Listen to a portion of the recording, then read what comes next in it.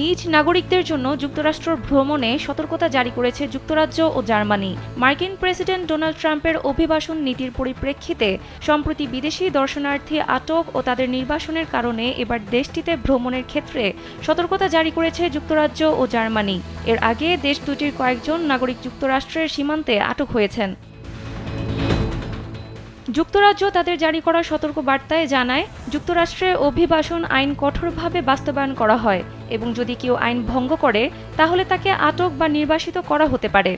এতে বলা হয়েছে, যুক্তরাষ্ট্রে প্রবেশের সময় সব নিয়মকানুন মেনে চলতে হবে। জার্মানি তাদের ভ্রমণ সতর্কতায় জানিয়েছে, electronic system for travel authorisation বা যুক্তরাষ্ট্রের ভিসা থাকা সত্ত্বেও সীমান্তে কর্মকর্তাদের সিদ্ধান্তের ভিত্তিতে প্রবেশ অনুমতি দেওয়া হয়। স্যান্ডেলিনা সো, রূপচর্চায় আভিজাত্য। তাই প্রবেশের সময় ফেরত যাত্রার প্রমাণ দিয়ে আসা উচিত। এছাড়া কানাডাও তাদের নাগরিকদের সতর্ক করে জানিয়েছে, যুক্তরাষ্ট্রের ভ্রমণের আগে অভিবাসন নীতিমালা পুনরায় পর্যালোচনা করা উচিত। এদিকে ভারতীয় নাগরিকদের জন্য যুক্তরাষ্ট্র থেকে সতর্কতা জারি করা হয়েছে। বিশেষ করে H-1B কর্মী, আন্তর্জাতিক ছাত্র এবং গ্রিন কার্ডধারী ব্যক্তিরা যুক্তরাষ্ট্রের নিয়মকানুন অনুসরণ না করলে আটক বা নির্বাসিত হতে পারেন।